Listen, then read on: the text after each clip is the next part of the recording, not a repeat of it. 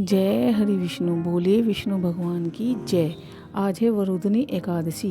वैशाख मास की कृष्ण पक्ष की एकादशी तिथि को वरुधनी एकादशी का व्रत रखा जाता है। इस दिन भगवान विष्णु की पूजा की जाती है और वरुधनी एकादशी का व्रत रखकर उनकी कथा को सुना जाता है। व्रत के साथ साथ कथा का श्रवण करने से व्यक्ति को पूर्ण लाभ मिलता है। वरुधनी एकादशी की व्रत कथा इस प्रकार है। एक बार धर्मराज युधिष्ठिर ने भगवान श्री कृष्ण से कहा कि आप वैशाख मास की कृष्ण पक्ष की एकादशी के महत्व के बारे में बताइए और इस व्रत की कथा क्या है इसके बारे में भी सुनाइए। तब भगवान श्री कृष्ण ने युधिष्ठिर को वरुधनी एकादशी व्रत कथा के बारे में बताया।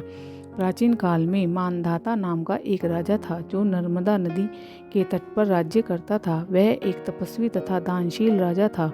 एक दिन वह जंगल में तपस्या करने के लिए चला गया। वह जंगल में एक स्थान पर तपस्या करने लगा। तभी वहाँ एक भालू आया। वह राजा मानधाता के पैर को चबाने लगा, लेकिन राजा ने तपस्या में लीन रहा। भालू राजा को घसीटते हुए एक जंगल के अंदर लेकर चला गया। भालू ने इस प्रकार राजा का पैर चबा लिया। भालू के इस प्रकार व्यवहार से राजा बहुत डर गया। उसने मन ही मन भगवान विष्णु से रक्षा के लिए प्रार्थना की। भक्त की पुकार सुनकर भगवान विष्णु वहां प्रकट हुए और भालू को मारकर राजा के प्राण बचाए। भालू ने राजा का पैर खा लिया था। इससे राजा बहुत दुखी था। तब भगवान विष्णु ने कहा कि तुम दुखी मत हो, इसका एक उपाय है। तुम मथुरा में वरुधनी एकादशी का व्रत करो।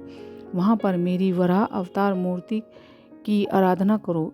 उस व्रत के प्रभाव से तुम ठीक हो जाओगे। तुम्हारे पुराने जन्म के पाप हैं जिस कारण से भालू ने तुम्हारे पैर को खा लिया है। तुम बताए हुए उपाय को करो। प्रभु की बातें सुनकर राजा ने वरुधनी एकादशी का व्रत मथुरा में किया। वहाँ पर उसने वराह अवतार मूर्ति की विधि विधान से पूजा की, फलाहार करते हुए व्रत किया। वरुधनी एकादशी व्रत के प्रभाव से राजा फिर से सुंदर शरीर वाला हो गया।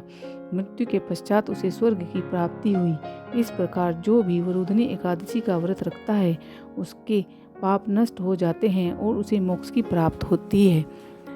इसी प्रकार वरुधनी एकादशी का व्रत रखने से सभी पापों का नष्ट हो जाता है और भगवान की कृपा हमें प्राप्त होती है।